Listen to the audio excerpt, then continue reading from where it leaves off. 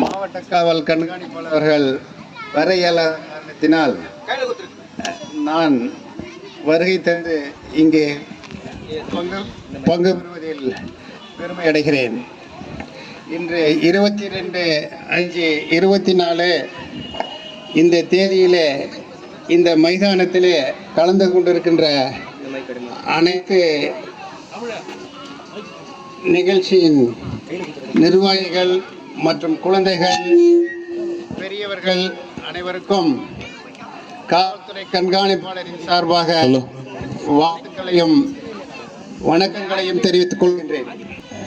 நமது தமிழகத்தை பற்றி குறிப்பிடுகின்ற பொழுது கல்வியிலே சிறந்த நாடு தமிழ்நாடு என்று குறிப்பிடுவார்கள்.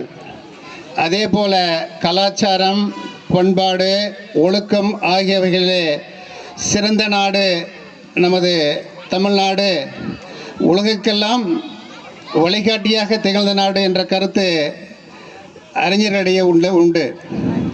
அப்படிப்பட்ட அந்த கருத்துக்கு சிறு குந்தகம் விளைவிப்பது போன்ற ஒரு நிகழ்வு ஏதோ நடப்பதாக அரசு கருதிய காரணத்தினால் இந்த போலீஸ் பாய்ஸ் கேர்ள்ஸ் கிளப் உருவாக்கப்பட்டதாக 6 ஆண்டுகளுக்கு முன்பு துவக்கப்பட்டு இன்று சிறந்த முறையிலே இந்த ஈக்காடு கிராமத்திலே நடைபெற்று கொண்டிருக்கிறது.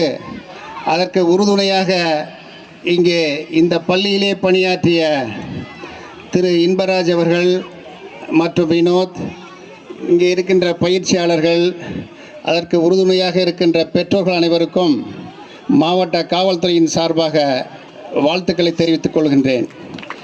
குறிப்பாக இந்த விழாவின் நாயகர்களாக வீற்றிருக்கின்ற இந்த இளைஞர்கள், சிறிய குழந்தைகள் சிறந்த கல்வியாளர்களாகவும் பண்பாளர்களாகவும் ஒழுக்கம் மிகுந்தவர்களாகவும் எதிர்காலத்திலே உருவாவதற்கு காரணமாக இருக்கின்ற பெற்றோர்களுக்கும் ஆசிரியர்களுக்கும் கற்பிக்கின்ற பயிற்சியாளர்களுக்கும் இந்த தருணத்திலே வாழ்த்துக்களை தெரிவித்துக் கொள்கின்றேன். நமது தமிழ்நாட்டு மூதாதையர்களை பற்றி குறிப்பிடுகின்ற பொழுது வரப்புயர நெல்லுயரம் என்று குறிப்பிடுவார்கள். அது மலையை பற்றி குறிப்பிடுகின்ற ஒரு கருத்து. அந்த மலை கொடுக்கும் கொடை 2 மாதம், மழை சிறப்பாக பெய்வது 2 மாதம். அந்த மழையால் வயல் கொடுக்கும் கொடை 3 மாதம். அந்த வயல் பசு கொடுக்கும் கொடை 4 மாதம்.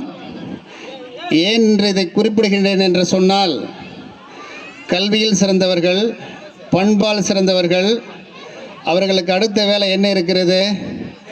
கொடுத்து பிறருக்காக உதவி செய்வதையே தொழிலாக கொண்டவர்கள் தான் தமிழர்கள். அப்படிப்பட்ட நம் தமிழகத்திலே சில குறைபாடுகள் ஏற்பட்ட காரணத்தினால்தான் இந்த பாய்ஸ் கிளப் உருவாக்கப்பட்டது என்று கூறினேன்.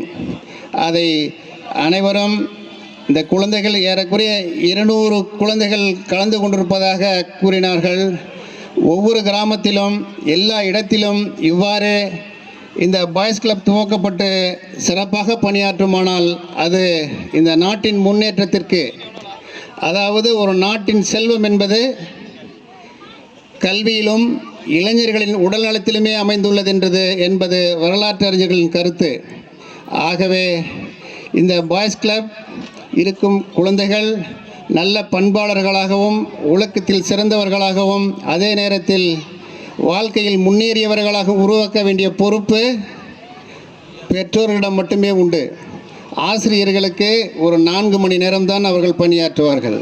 மற்ற நேரங்களில் பெற்றோர்கள் தங்கள் பொறுப்புகளை ஏற்றுக்கொள்ள வேண்டும்.